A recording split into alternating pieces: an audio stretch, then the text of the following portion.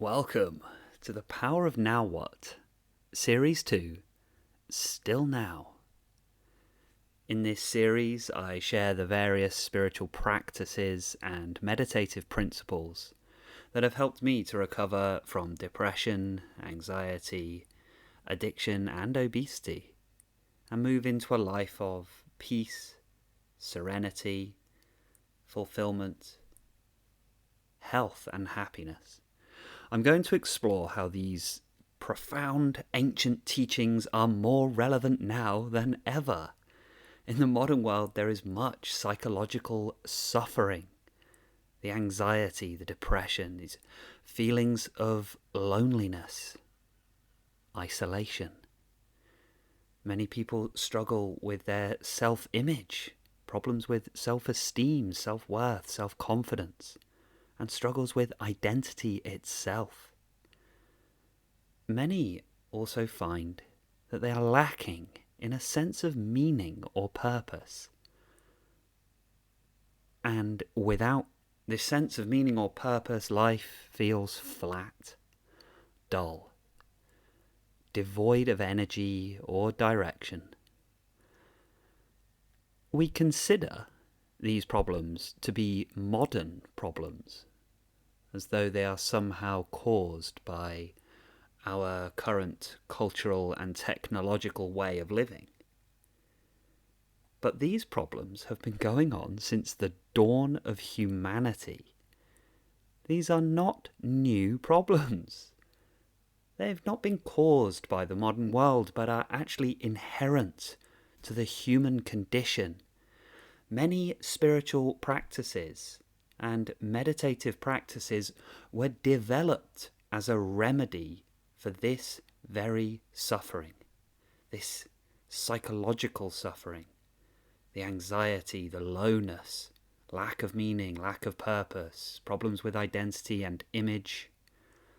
A lot of spiritual practices were developed with these very problems in mind, and yet they are being forgotten. I've always found it very interesting to read accounts, texts, and writings of ancient monks, spiritual teachers, gurus, shamans, sages, saints, priests, and priestesses who speak on their experiences with mental health. And although they use different language and terminology, what they express and what they are speaking of is very similar to what we encounter today when we look at issues with mental health and emotional well-being. In the past, they may have used words such as melancholy or fear, whereas we might use words such as depression or anxiety, but we're speaking about the same thing. We're not so different. We are not different to these writers and teachers from the past. And we're not so different from each other. Although there are unique challenges in the modern world that, yes, are presented by the new and ever-changing technological landscape, particularly our communication technology, the rise of social media, more recently AI, and we have this rapidly changing cultural landscape, which is in part shaped by, molded by the communication technology that we utilize. It is worth recognizing and understanding that all of these psychological problems that we call mental and emotional health issues have been addressed throughout all of history, and perhaps we can squeeze the juice out of all these teachings. Thousands and thousands of years of wisdom has gone into this very practice. Throughout thousands of years, people have sought to find inner peace, to come to a sense of inner peace, inner stillness, inner wellness. Let's consider the Zen monks. You know, the image of the Zen master, the Zen monastery. Just sat in a forest meditating, surrounded by nature. This image is thousands of years old. Is that that very image of inner peace not appealing to us in some way? Does it not still appeal to us even all these years later? There's a reason for that. I mean, we don't find a stressed out Zen master. We don't find a Zen master suffering from anxiety. Don't find many Zen masters that are worried about how many likes they get on their Instagram post, or about things like their reputation at work, or whether they should have said this or that in an email that they sent yesterday, or they just don't suffer in that way. And there's a reason for that. But we often believe that this inner peace, this awakening and enlightenment, is something that is reserved for those people. They must just be special people, or they must just be somehow privileged to have been born in a culture that is conducive to that inner peace and awakening. But this is not so. It's not so. True inner peace, awakening, and enlightenment is available to everyone. All you need is consciousness and the present moment.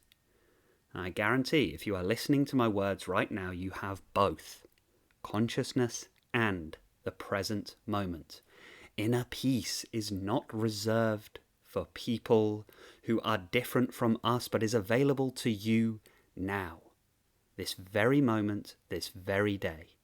I'd like to speak on some of the techniques and practices that can help you to discover this inner peace, and through these practices and principles come to a lasting, permanent space of emotional and psychological security. In this episode, I'd like to speak on one of the most powerful and transformative principles in spirituality, which is the principle of coming to a true awakening, or we could say enlightenment.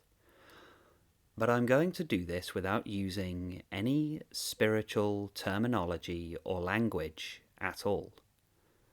If you follow the words here, you can come to a complete and total spiritual awakening sitting here now. I'd like to speak about consciousness. What is consciousness? Are you aware of your existence? Naturally, we must answer yes. If you are not aware of your existence, there is no way that you could be hearing these words right now.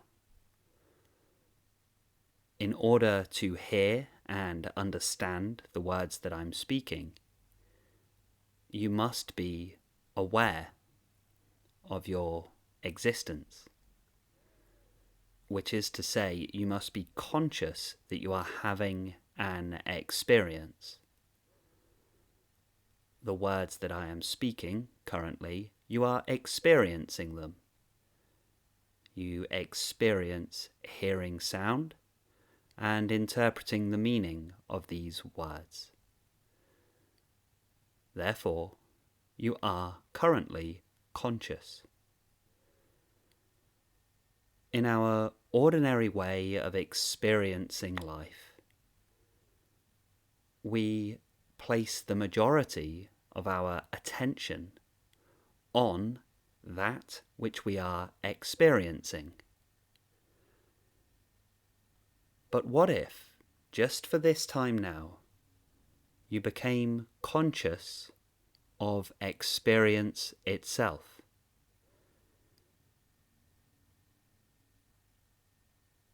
You are aware that you are having an experience currently, right now, in this moment.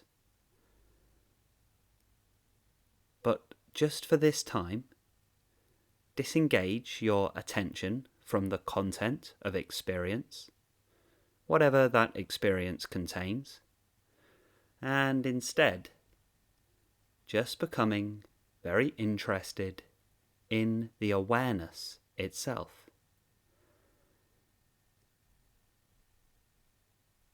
You are aware of bodily sensations. You are aware of the thoughts in your mind. You are aware of your current emotional state. And you are aware of the world around you through your sense perceptions. But is it possible to become aware of the awareness itself? The awareness that receives all of this experience.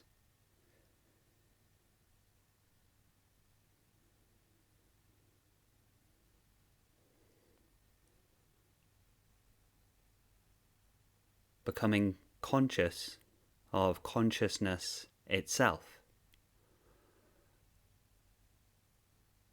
Now, to begin with, we might feel as though, well, it's quite interesting to become aware of consciousness, but how does this result in any sense of inner peace?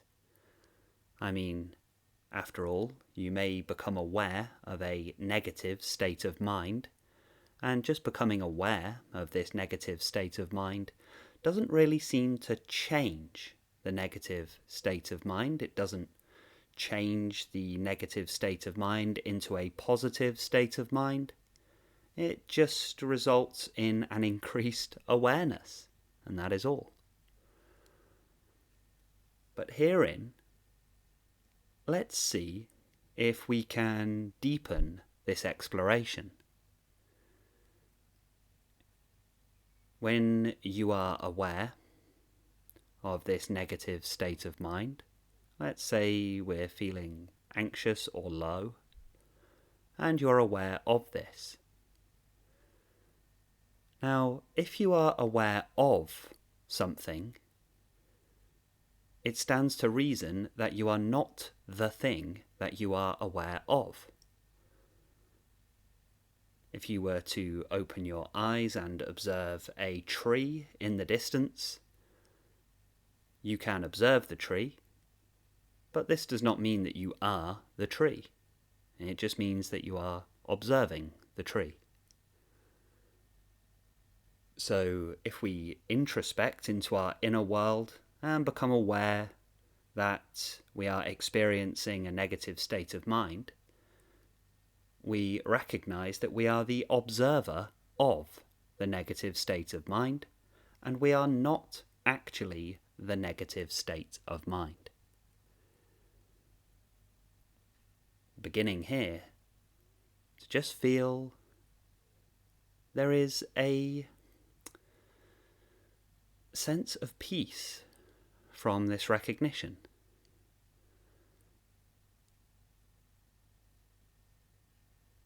You are not your thoughts.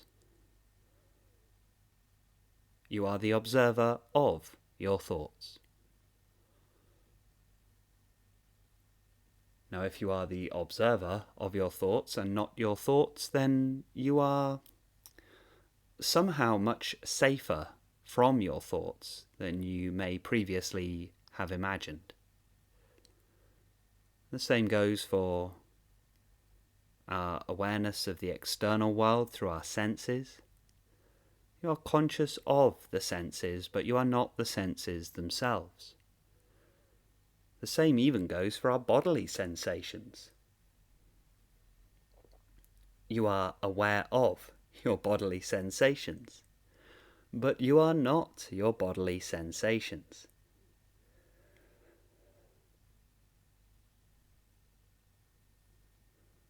Well, isn't that interesting? So what if we could simply shift the position of our identity? Rather than being constrained and constricted within the body and mind, what if we could shift identity to the consciousness that is aware of the body and mind?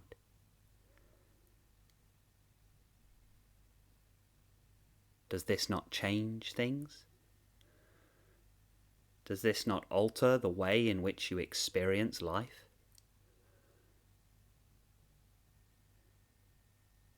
this space of consciousness is far less claustrophobic. It allows for an expanded space of being.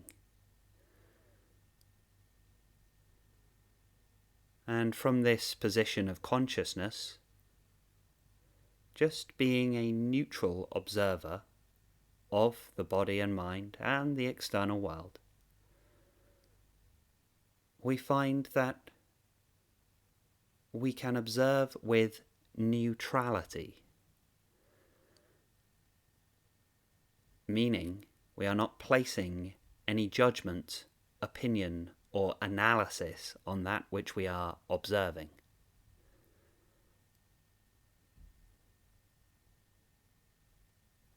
Ordinarily, due to habit, when we observe something, we almost automatically begin analysing. This is due to the way that we are schooled. We are taught to observe something, we must analyse it, we must label it, give it a name. We must put it into a category of some description. But all of that activity is not actually inherent to observation itself. Observation itself is purely neutral. There is no need to analyse. There is no need to name anything. There is no need for interpretation. There is no need for categorization. It is the mind that divides and separates everything. But division and separation, naming and labeling, measurement and analysis, is not inherent to reality itself. Reality does just fine without it. Reality continues just fine without any measurement, without any names, categories, labels, without any words at all. Reality doesn't need any of these things. Reality does not need interpretation in order to exist. Now, as this impartial, neutral observer, we may find that we can begin with certain practices such as observing the world around us and practicing the ability to observe from a purely neutral space without naming, without labeling, without categorizing. This is a powerful meditative practice in itself. If you are seeking for a meditative practice that will result in a sense of deep inner peace, try that one. Just find a space anywhere, it really doesn't matter, and through either the visual sense or the audio sense, hearing, just see if it's possible to receive, to observe without naming. Just pure neutral observation. Not trying to decide if anything is good or bad, right or wrong, pleasant or unpleasant. Just observe the pure, precise quality of that which we are observing. Naturally, we tend to prefer certain sounds or sights over others, but just continually pull back and cease the usual mind activity of analysis.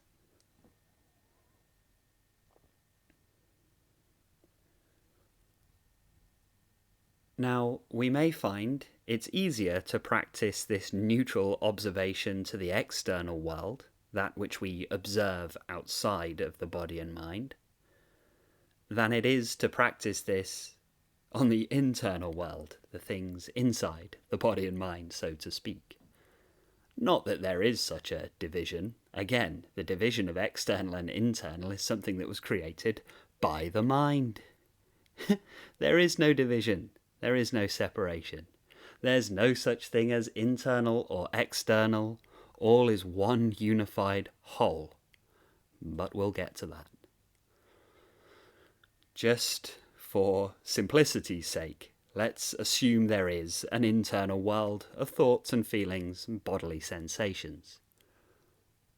But just practicing this pure awareness, just consciousness itself, just aware of the state of mind, just aware of your emotions, and just aware of bodily sensations, and see if it's possible to just observe with neutrality. What if we didn't analyze anything? You're just conscious, and that's all. Just aware of being. Not trying to decide if anything is good or bad. A sense of releasing yourself from the burden of trying to categorize, divide, measure, label the world.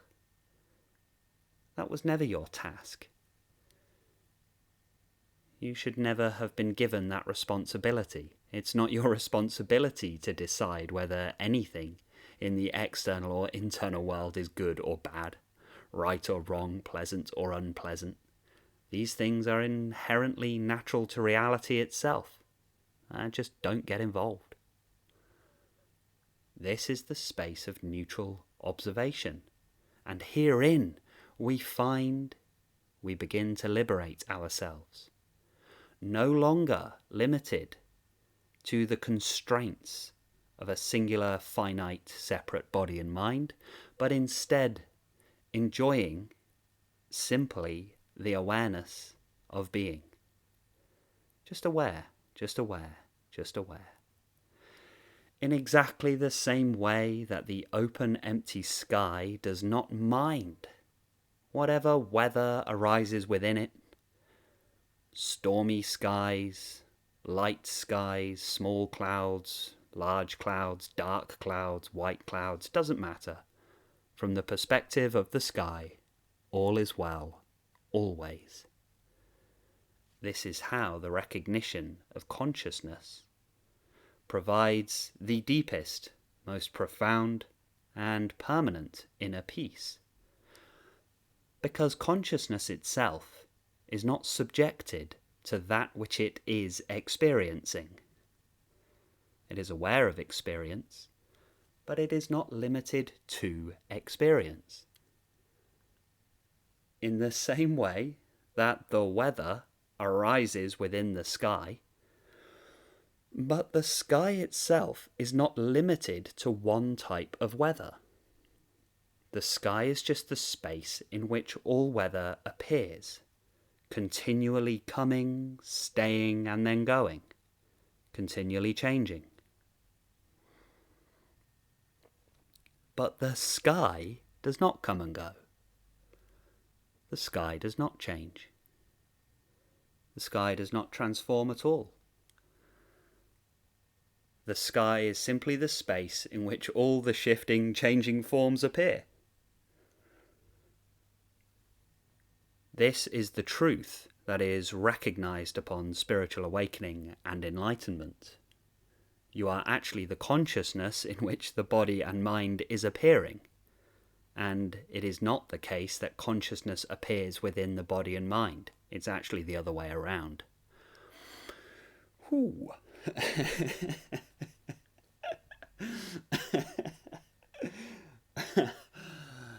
Yep. There it is. There it is. The ultimate truth. The truth that most of us miss. That fundamental trick of perception. Believing that consciousness is something that arises within the body and mind, and overlooking the fact that it is actually the body and mind that arises within consciousness. And all of the problems on earth are caused by that simple but fundamental error. A simple trick of perception. We have misidentified ourselves. We have assumed that we are the body and mind, despite the fact that we never actually test this, we never explore this, we never inquire into this. Why, Ramana Maharshi, the famous sage, one of the most famous sages, particularly in Advaita and non-duality, developed the practice of self-inquiry, which is very simple. It's just the question, who am I? Continually inquiring within to find the nature of your very being, the very nature of your experience. Upon recognizing that you are this consciousness, you are the conscious awareness of being, you are liberated from all of the limitations and constraints of the body and mind. All of them, including mortality. So everything that the body and mind suffers, well, is just an experience within consciousness. This might take a little more meditative practice and deeper inquiry to truly experience this. But once experienced, it becomes utterly undeniable.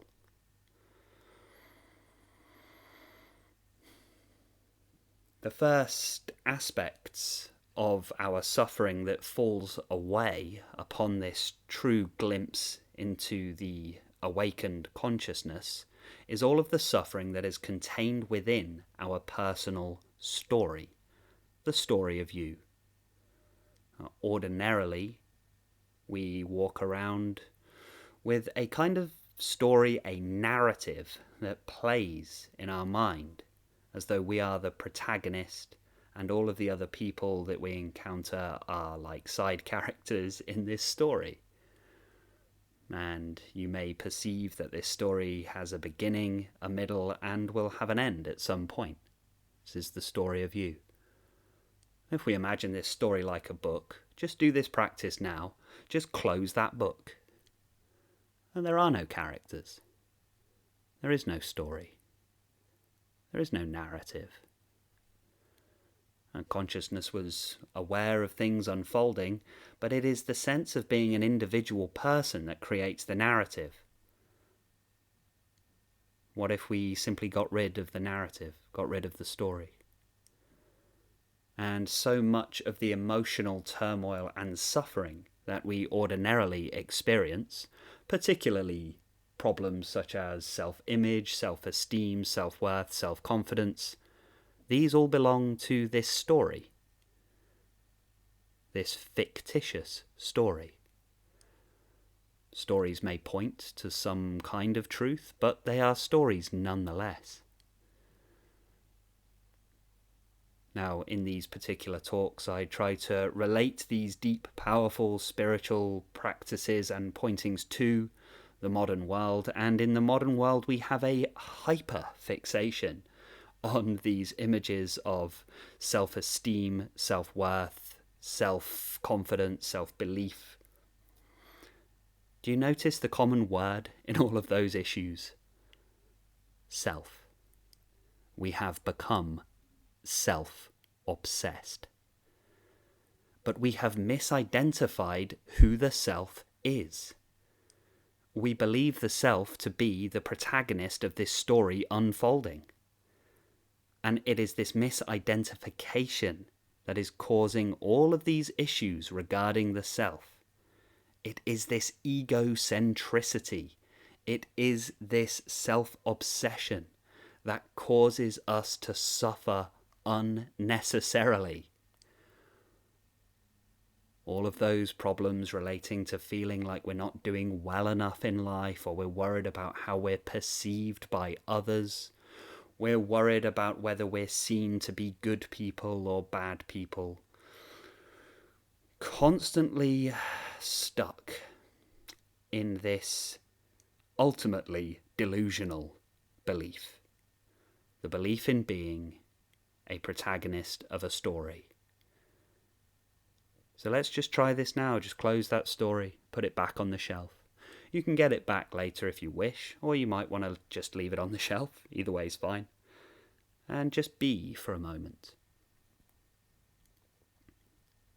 if you brought your conscious awareness entirely into the present and you ceased telling yourself this story, what happens to the story? Where is this character?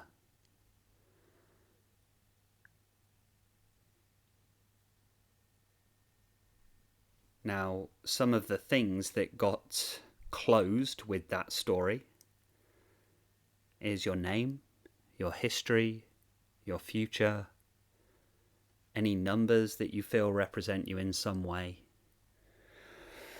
Any of these measurements or ways that you are counted? Things such as how much you earn and how much is in the bank and things like your pension, your mortgage, that sort of stuff. That all is contained within the story. Just forget it. Just for now. You can go back to worrying about it later if you want to, but just for now, just recognize just how false all of this is. Utterly false. It was never real. None of it. The whole thing was a delusional narrative. Even that. Your entire self-image. Test this for yourself by bringing your attention entirely into the present moment and just becoming aware of that consciousness of now. Just fully here, fully now. And you can be aware of the present experience. And if we didn't refer to the future or the past, and we've already covered this in episode 1 about presence, there's no future, there's no past. There's only now. Is the story present now? Remember, we're not referring to future or past now, just the present. Is the story here? If you were to completely cease telling this story, where did it go? Nobody else is telling it. Other people's perception of you will be entirely different to your own perception of you, and they're not telling the same story that you were telling just moments ago. So don't worry about others. They've got their own stuff to deal with. We're dealing with you. So, in this present moment, as the presence of consciousness, where is the story? Well, there isn't one. Well. Now, you would think that this results in some kind of huge existential terror, some massive crisis of identity, but in your experience, in the here and now, is it that way? Is consciousness worried about losing this story? Is your awareness of being disturbed by the prospect of dropping this narrative? Or does it feel remarkably peaceful? One might say profoundly peaceful. And if I was feeling particularly bold, I might say supernaturally peaceful.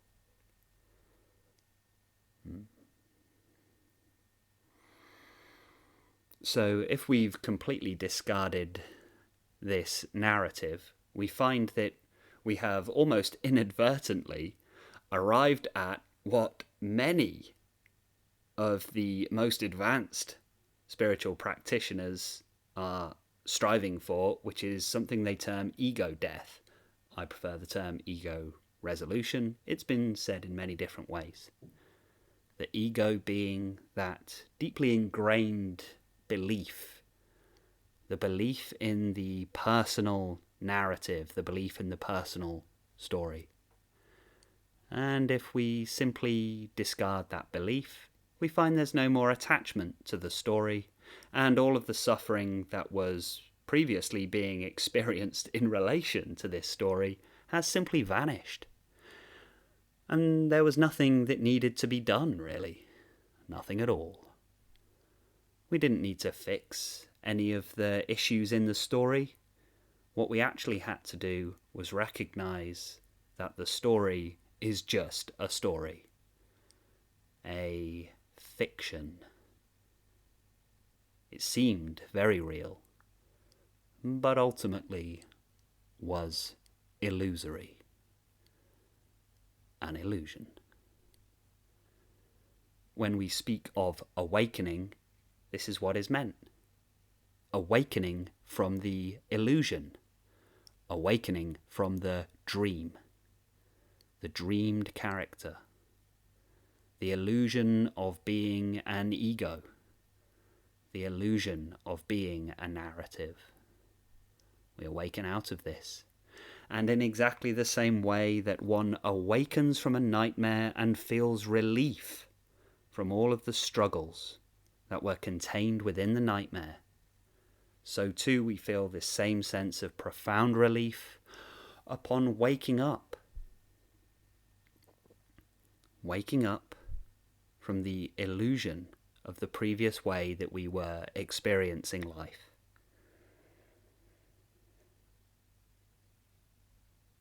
When one wakes up from a nightmare and experiences relief, I'm sure you've experienced this for yourself,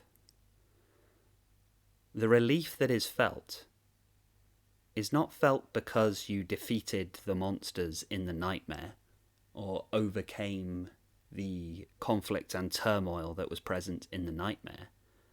The relief you feel is because you woke up and realized the whole thing wasn't real. It was just a dream. It was just a nightmare. There never was any monster. There was never any monster. It was never there. It was just a nightmare. And this is exactly the same revelation that one experiences upon spiritual awakening. Only the monsters are all of the conflicts, troubles, stresses, strifes, and turmoil that was contained within the narratives that were generated by the belief that you are solely contained and constricted within one individual body and mind. The false belief that consciousness arises within the body and mind and is therefore subjected to all of the pains, all of the suffering that being an individual, separate, temporary body and mind creates. Return to awareness every single moment. Just return to pure consciousness itself and recognize deeply that consciousness itself does not suffer. I know this is a very slippery pointing to understand, but I'm aware that I'm putting this quite early on in this series of podcasts, but it is so necessary. It is so crucial. It might seem like a lot, but the more you practice this, the more obvious it becomes. Every single thing that you experience, you are conscious of. Everything. Whether it's a thought in your mind about what to have for dinner tonight, whether it's a deeply horrible, unpleasant emotion rising, or whether it's the sensation of your clothes on your skin.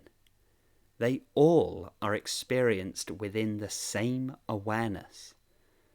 And this awareness does not necessarily have to be engaged in analysis, engaged in interpretation. If you simply remain aware of the entirety the entirety, the totality of your experience, leaving nothing out. We are not excluding anything now. It's a sense of including everything within your current experience, but do so from a purely neutral place. Just a radical acceptance of all experience, just saying this too, this too, this too. You are aware of everything arising within your experience, but you are not making a single judgment on anything that arises. Just remain as awareness and do not get involved in anything. Simply do not get involved in a single thought, in a single emotion, in a single bodily sensation, or in any of the sense perceptions.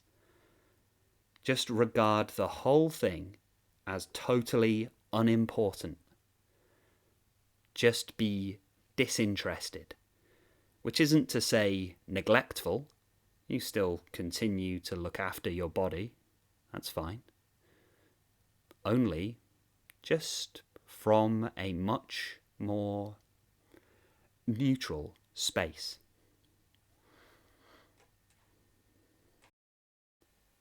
As we're reaching the halfway mark here, if you are listening on YouTube, don't forget to hit that like and subscribe button. Sorry to ask, but it does make a huge difference in growing the channel and allowing me to get the videos and podcasts to as many people as possible. If you are listening on Spotify, why not check me out on YouTube? I have videos that are guided meditations. I do talks on various spiritual topics, how they relate to mental health and finding inner peace. I also have my more in-depth advice and guidance on addiction recovery and health and fitness in general. Thank you. We've been talking about consciousness, how we experience the nature of being.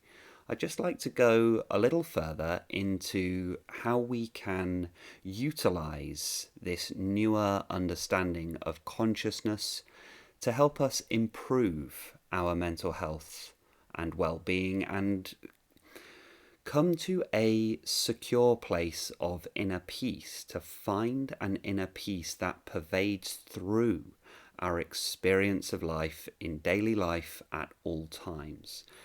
In order to explore this, we're going to look at two facets of consciousness that ordinarily we don't pay much attention to, or we don't give the recognition to how important they are when it comes to our mental and emotional health. These two facets are attention and awareness.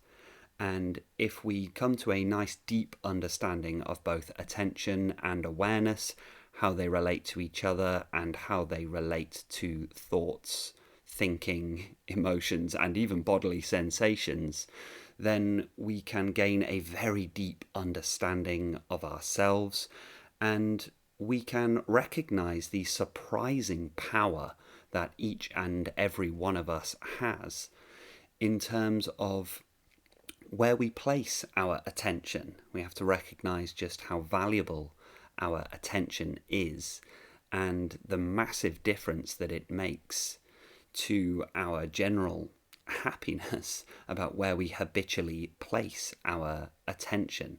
So, firstly, I'll just ask the question, what are thoughts made of?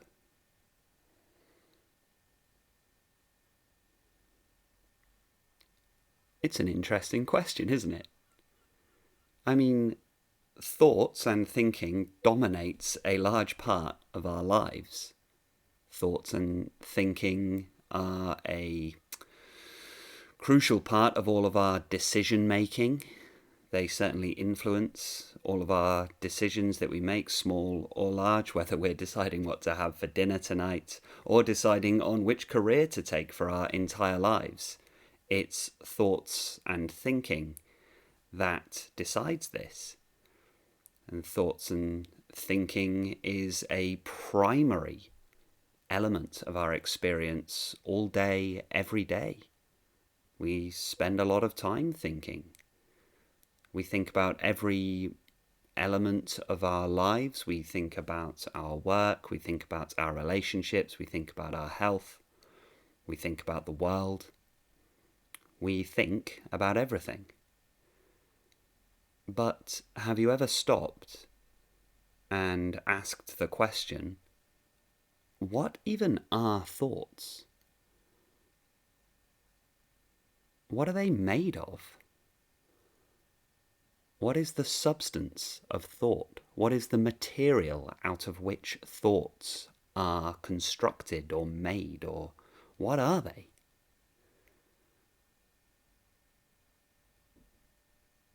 This is a very deep and very profound question.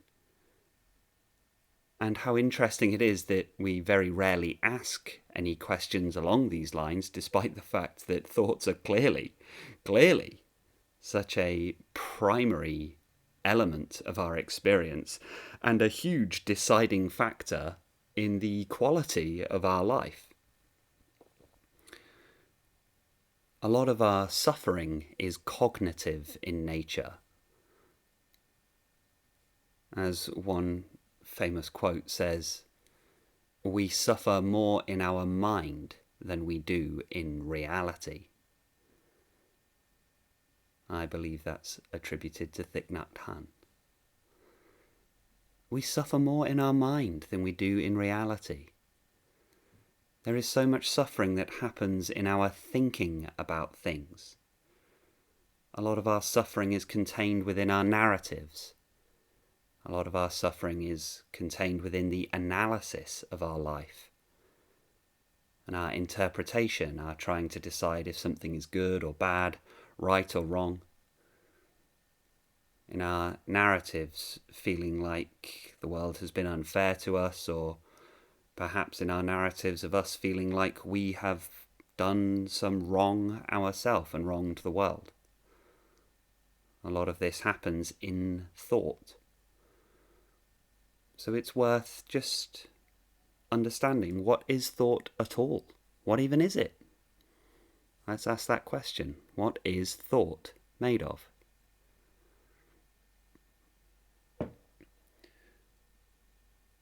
To really answer this question, we can also deepen the inquiry and ask, what is your next thought going to be?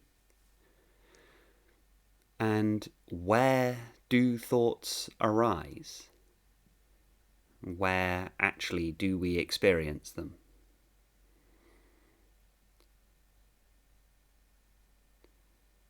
Now, as a little experiment here, just become aware of the sensations in your left foot.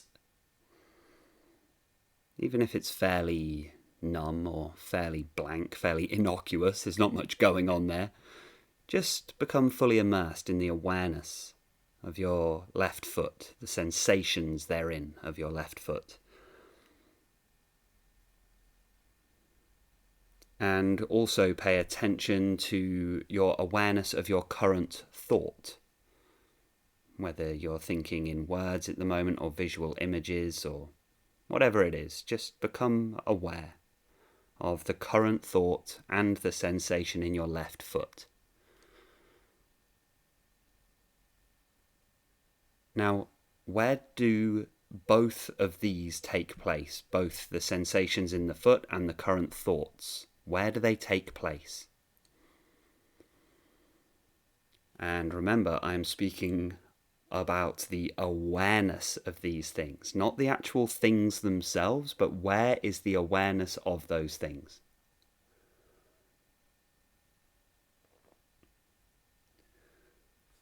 Ordinarily, we might say, well, I feel the sensations in the foot, so the sensations are in the foot, and I experience the thoughts in my brain, so the thoughts are in my brain. And that's your answer, that's where they take place. But hang on, let's inquire a little deeper into this.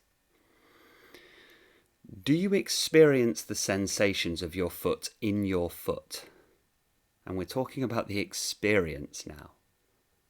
Your awareness of that experience. Where is the awareness itself? Don't think about where the sensation is pointing towards, but the actual sensation itself.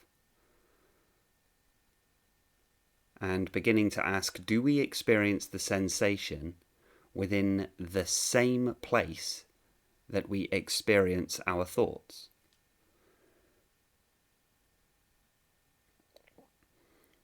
What I'm alluding to here is the nature of awareness itself. You are equally aware of the sensations as you are of your thoughts, equally. And herein beginning to answer the question, what are thoughts? Your thoughts are made out of awareness in the same way that the sensations in your foot are made out of awareness. Everything within your experience is made out of awareness. Experience itself is made out of awareness. Experience takes many different forms, an almost infinite amount of forms. We experience a vast multitude, a multiplicity of different things.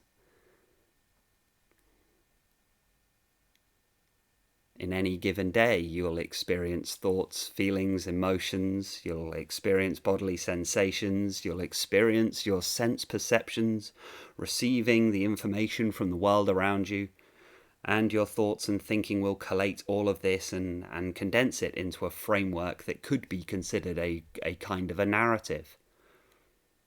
It is a rich tapestry, as it has been described.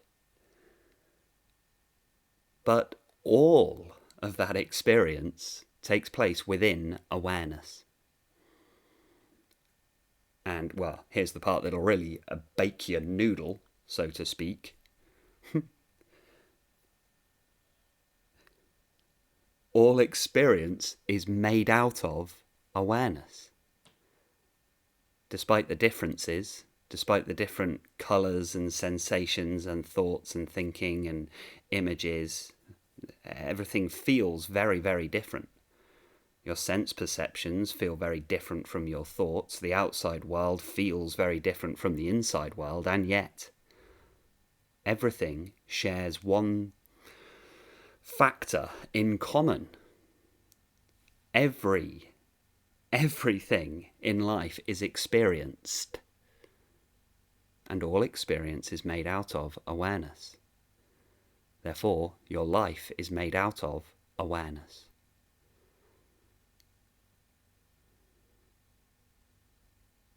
Upon this recognition, and truly sitting with this may take some meditation, this may take some contemplation, to really contemplate this, you will find a truly profound sense of security. You simply become very aware that anything that happens, despite the fact that an infinite number of things could happen, which tends to cause us a great deal of anxiety, one thing is for certain, absolutely certain. Any experience you have will take place within awareness, will be made out of awareness. There is a great deal of security in this, a great deal of peace in this. You can rest assured, all experience will be made out of awareness, all of it.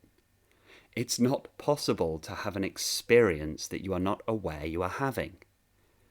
If you're not aware you're having it, then it's not an experience.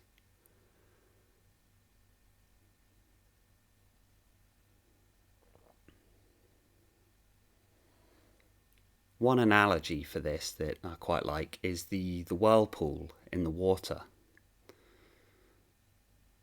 We could think of our entire life experience like this whirlpool.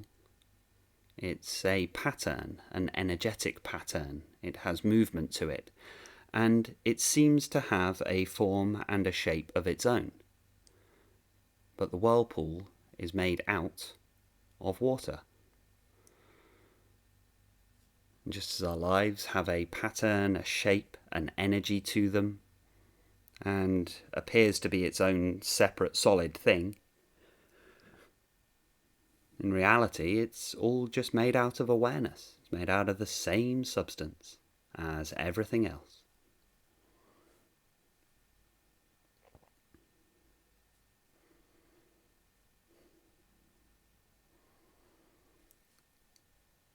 So therein we begin to feel a deep sense of inner peace upon recognizing that all experience is made out of awareness.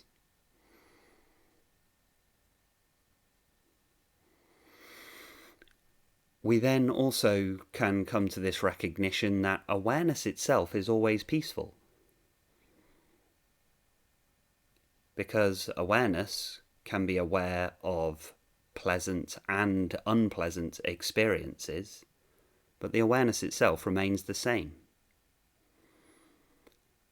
Pleasant and unpleasant feel very different from each other, in the same way that the sensations in your foot feel very different to the thoughts in your head. Very different. And pleasant and unpleasant could not feel more different from each other. And yet both are equally made out of awareness. And awareness itself is not pleasant or unpleasant. Awareness itself is just awareness. It's just always at peace. All is well.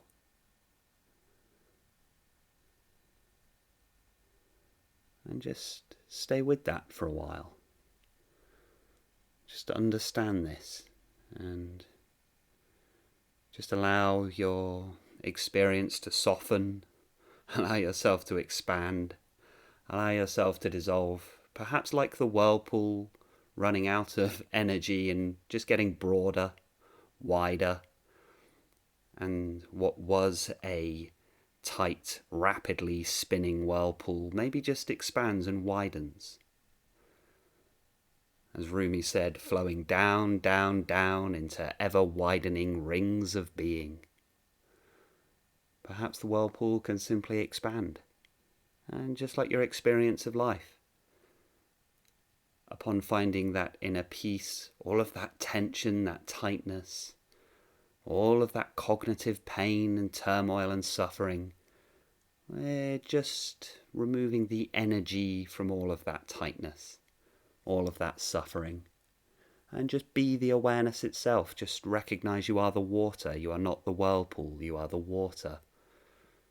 You recognize that you are awareness, you are not the experience, you are the awareness of the experience. You are not the experience itself. And the awareness is always at peace, therefore all is well, and all will remain well always. Inner peace.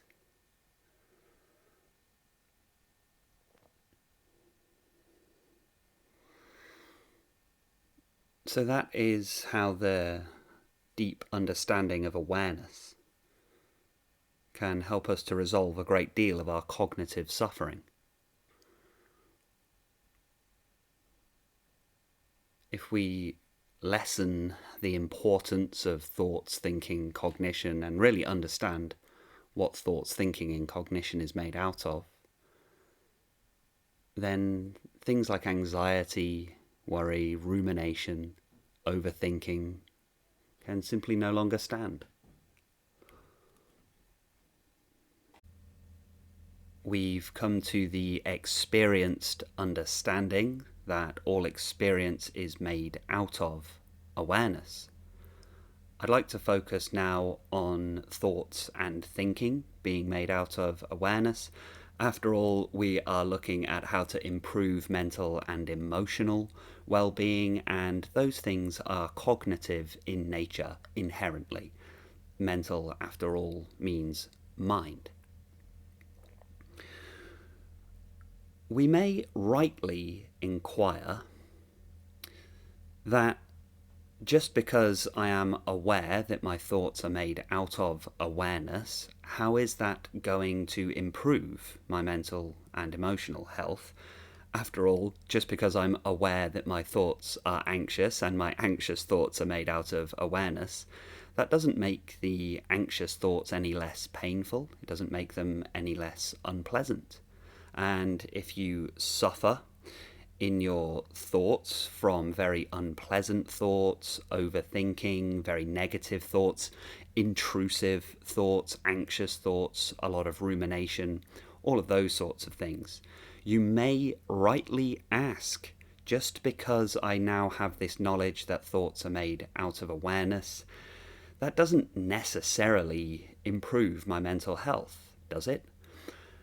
So what I'd like to just speak on here is the practical application of this knowledge, because when we speak on these things about consciousness and awareness and infinite universal consciousness and how everything is made out of awareness, it often just becomes very philosophical, and we just have kind of very pleasant philosophical talks and almost mysterious, mystical, cool philosophical chats and discussions and about the metaphysics of it all and the nature of reality and everything. But what I'd like to focus on in these talks, in these podcasts, is the practical application of this knowledge, the practical application of the spirituality and the meditative discipline, so that we can ensure that our life experience is improved by this knowledge. We have to explore the implications of what we have discovered. We have discovered this in our experience. We can't just let it stay as a nice idea. We can't just let it stay as a cool thing that we learned so that we can talk about it at parties or something like that. We actually have to apply it practically and realistically and pragmatically to our daily lives. So I'd like to just speak on how exactly we do that. In order to do that, I'd like to speak on the phenomena of attention. We've been focusing on awareness. Now I'd like to speak on an aspect of awareness, which is attention. And once we've understood this, particularly just how powerful attention really is and how much choice, freedom, and power you have over your attention, once you've understood this, your world will radically change, particularly your mental health. So attention. Let's pay attention to attention, so to speak. So, attention as a word has its etymological root in the Latin attendere, which means to stretch towards. And that's how I'd invite you to begin to understand your attention and how attention works. In its dormant, resting state, attention simply sits quite happily as awareness itself, not being pointed to, directed to, or stretched towards anything. But we can pay attention to something, and we can therefore focus entirely on that thing. And then when we pay attention, we stretch our attention towards that thing, our experience becomes filled with the thing that we are paying our attention to. For example, if I was to suggest to you now to pay attention to the sensations of breathing and just become very aware of the sensations of breathing and see if it's possible to direct all of your attention just to the breath. And simply by doing that exercise, we have changed your current experience. So keep paying attention to the breath right here. Now, before I mentioned to do that, you will not have been aware that you were breathing because your attention was not placed upon those sensations. Those sensations had fallen into the background and you were not aware of them. Because you were not aware of them, they did not formulate part of your experience. They did not formulate part of your experience because your attention was elsewhere, most likely on the sound of my voice. How interesting. How interesting. The breathing is always happening. It's just that when you don't notice it, it becomes not part of your experience. So here we have to really slow things down and we're going to start discovering the implications of this knowledge. And I'd like to introduce a technique that will end your tendency towards overthinking. It will end intrusive thoughts. It will end anxious thoughts. It will end any problem relating to thinking and cognition. So we have experienced now and understood everything is made out of awareness, and if attention is not placed on something, it cannot form part of the experience in awareness and therefore disappears out of your awareness because you are not conscious of it. So if thoughts are made out of awareness, and we know that awareness cannot be anywhere that attention is not, it stands to reason if we ceased to pay attention to thoughts, there will no longer be any thoughts.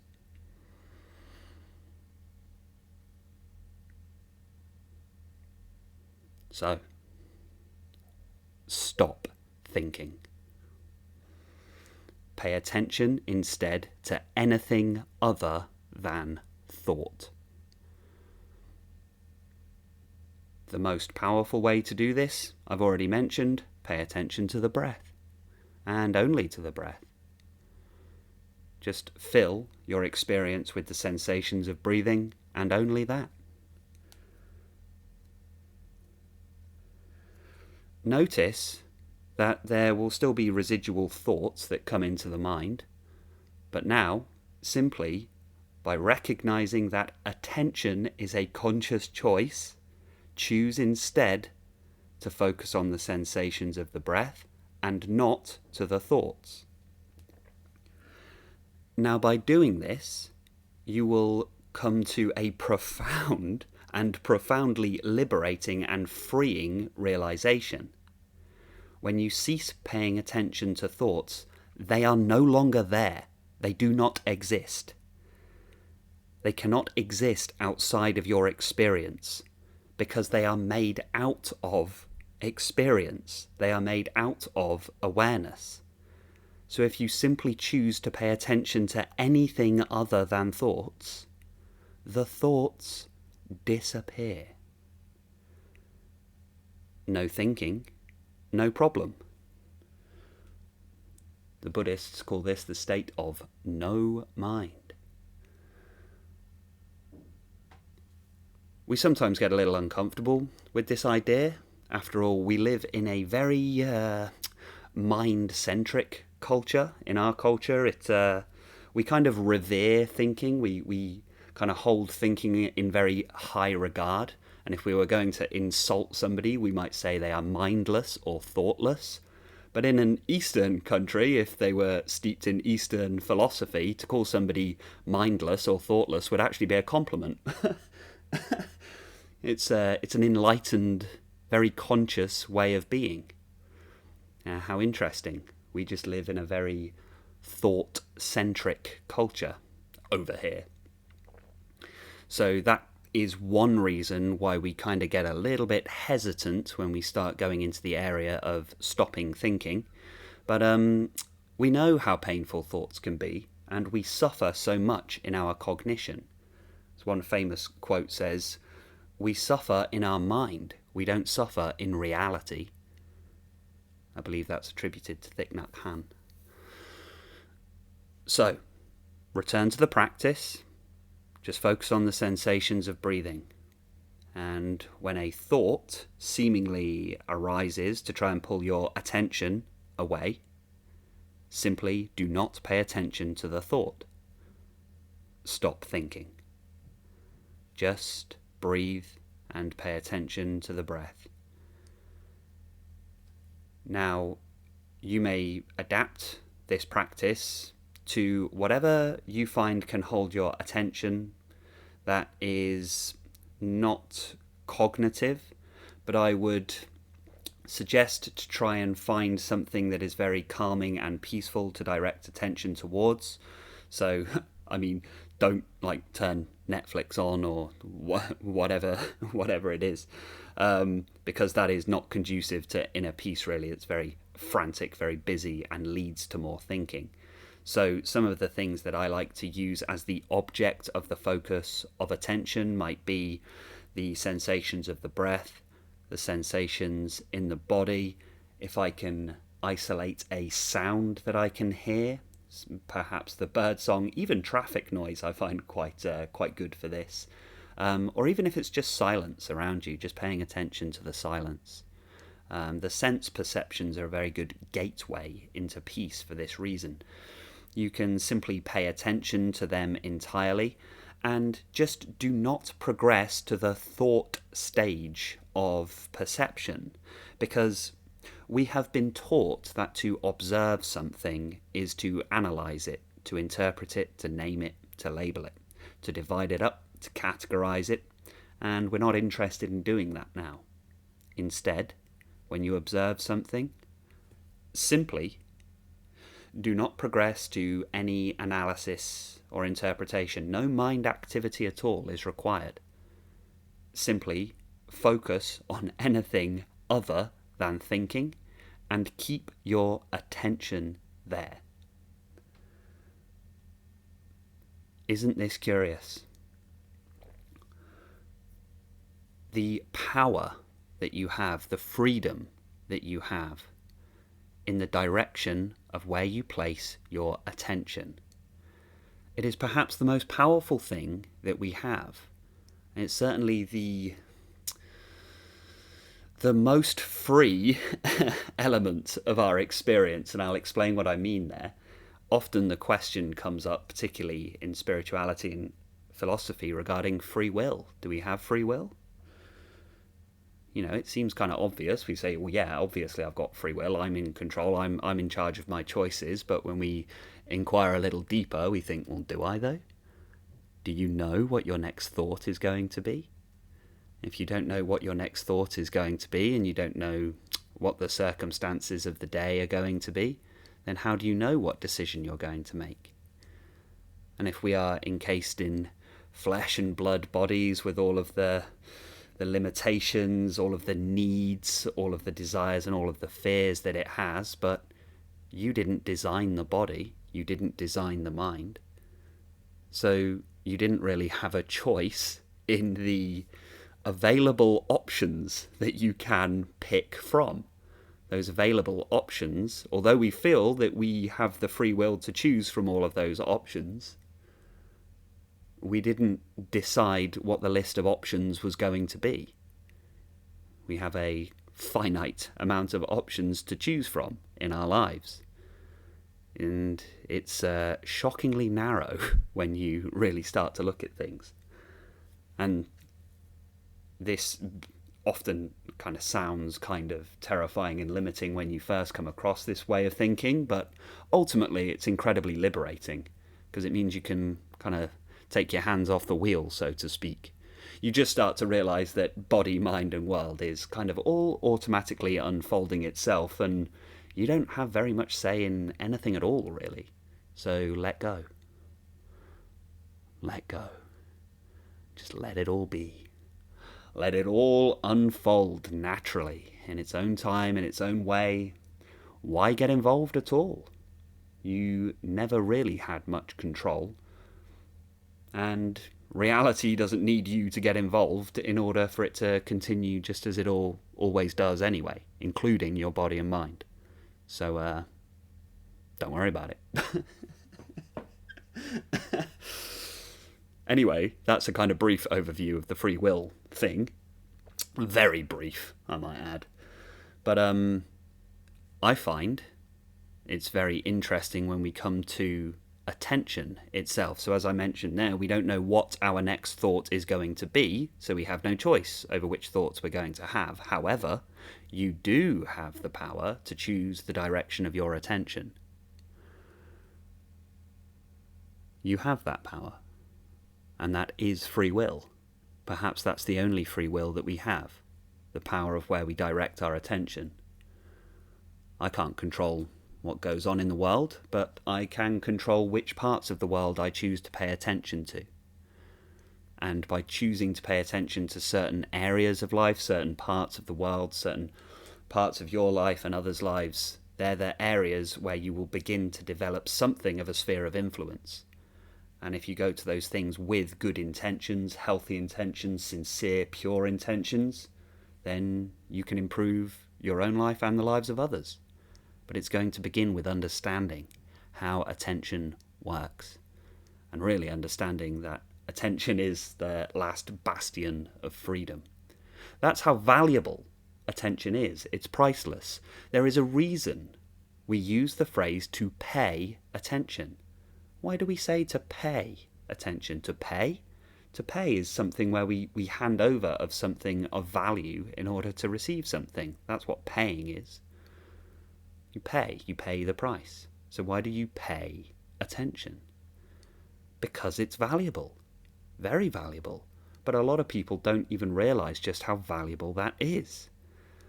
And just as somebody who doesn't know what the value of gold is, they might give their gold away for far less than it's actually worth. Not because the gold is worth any less, but because the person holding it simply did not realize just how much it was worth. They gave it away for free. We do that with our attention every single day. There are entire billion-dollar industries that are pouring tons of resources into trying to figure out how to gain people's attention and keep people's attention. Why? Why would they do that? Because of the value that it has. These companies know that if attention is on them, then that company then has influence over people's behavior. These companies understand that by pulling your attention, they influence your behavior. But most people walking around don't understand this about themselves. They don't understand that their attention is their freedom. And it's where you place your attention that will influence your behavior. And whatever influences your behavior will influence the quality of your life. So pay attention to the right things. Pay attention to healthy things, good things, things that will nourish you. Pay attention to things that will support you. Pay attention to things that will add value to your life. True value, good value. Every single time you open your phone, you should be vigilant that your attention isn't being pulled into cheap, tawdry, pathetic, low consciousness things. Things that spike your anger, spike your rage, things that spike your resentment. You have to be vigilant for this. Every time you turn on some media, some entertainment, just be very conscious that it is your attention that you are paying with. And if you are paying your attention, your most valuable asset, on negative things, then naturally your life will become very negative. So be very vigilant also to the nature of the thoughts that you pay attention to. And if you have thoughts that you don't like and you feel are unhealthy, so this is when we have our intrusive thoughts, anxious thoughts, negative thoughts, dark thoughts, we have those thoughts, we overthink, just don't pay attention to them. It is that simple. It is. I know it doesn't feel it.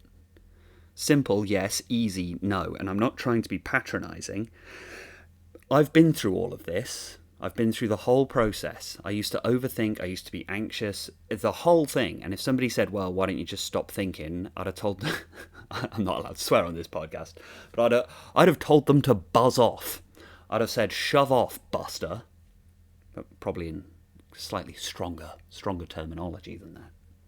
But yeah, I understand. I'm not trying to be patronizing. I'm just trying to say, yes, simple. It is this simple. It's not easy. It's training. You have to retrain the habits of where you place your attention. You have to train the habit of where you place your focus. Just retrain. You have negative thoughts, ignore it. You can treat those negative thoughts like that annoying friend that just does your head in, and you know that the only thing you can do really is just ignore them. Ignore them and they'll go away. Your thoughts work exactly like this. If you keep paying attention to them, you keep feeding them. Just don't pay attention to the negative parts. And when more positive thoughts come up, pay attention to those. Again, simple, yes. Easy, no. I know it's not. And again, speaking from experience, I know that the origin of a lot of these negative thoughts is due to some very past traumatic experiences, usually emotionally traumatic experiences or physically. Very difficult times in the past is where this kind of began. So it can be very difficult to kind of break these habits because ultimately they are protective. And we just need to understand what it is that we're trying to recorrect here. Simply recognize the power of your attention when those negative, anxious thoughts come up. Ignore them, focus on something else. I prefer the breath. That's why I got into meditation and why meditation was so helpful for me in my recovery from these psychological problems. And it was eye-opening. It was eye-opening. The liberation, the times when I could sit without thinking. It was absolutely breathtaking. It was, I'll recount, this is the first time that I had this experience, okay? So I was absolutely anxious out of my mind. I was coming off of alcohol, so I was going through alcohol withdrawal. I'd lost my job and was unemployed, so I had that going on. I was in quite a lot of debt as well. Physically, my health was so bad that it was actually dangerous. I was seeing the doctors at the time because I was very, very sick, very poorly, very uncertain future, and because I was basically unable to look after myself at that time, I had to move in with some, I won't say who, but people who were essentially emotionally abusive towards me. So I was in a pretty bad place, really, but I had decided and firmly committed to turning this around. I had committed to turning my life around, and this is what I want anyone listening to this to consider. Just make a decision. Make a decision. Understand and believe that things can change for you, and you can make a full recovery, but it's going to start with a decision and then a commitment. Let's make some changes. And that's what I did. One of the things I did to start sorting my mental health out was meditation. And I had this book called Finding Peace in a Frantic World. And I was practicing one of the meditations in that book. And for 2 weeks I was practicing this and I was like, this is pointless. Nothing's happening. I was like, this doesn't feel very good. I don't think I'm getting any benefit of it. Man, I was dang near giving up on the whole thing. But then one day I was sat in meditation, sat on my bed, and I was like, here we go again. And it was a 20-minute meditation, and about 10 minutes in, I was sat there, breathing, and it said to just keep being the conscious awareness. So the thoughts are going through your mind like clouds going through the sky, and you just be the conscious awareness and watch one thought rising, staying a while, then falling away, and then be the conscious awareness as the next one arrives. But what happened was that one thought dissolved, and for just 1 second, there was no new thought arising. There was no next thought. One thought dissolved, the next thought hadn't arrived, and for 1 split second, I was just consciousness itself without the presence of any thoughts. And that split second was like a lightning bolt. I remember it. I felt it physically. It was a flash of total freedom, total liberation. I remember it so vividly, so brightly. That single split second changed my life.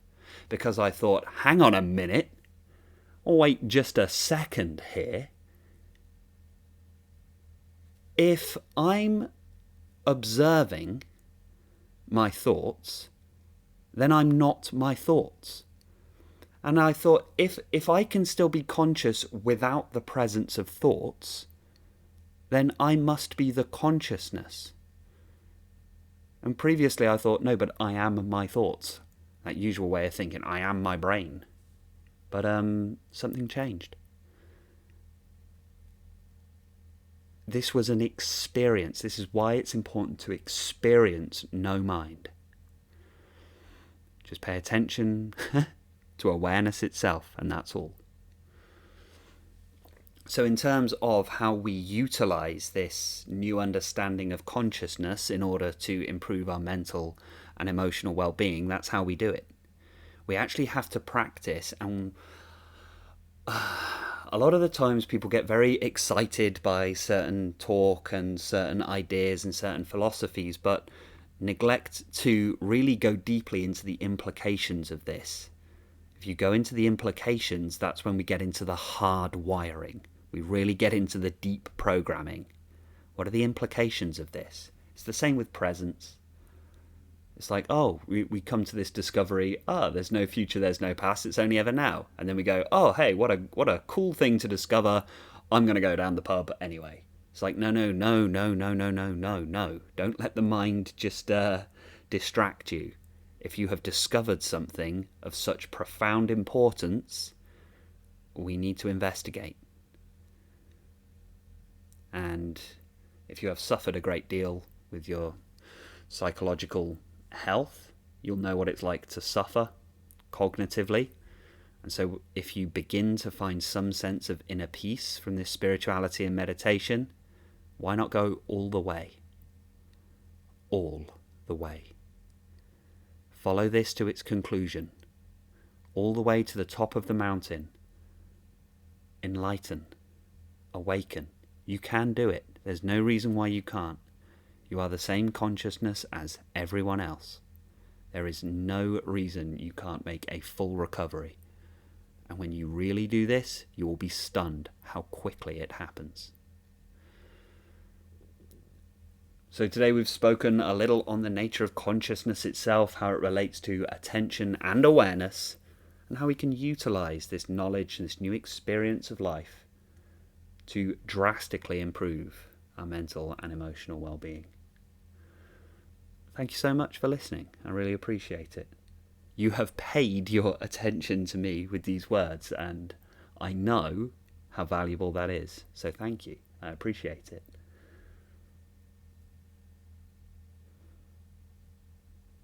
Yeah, I think that's everything.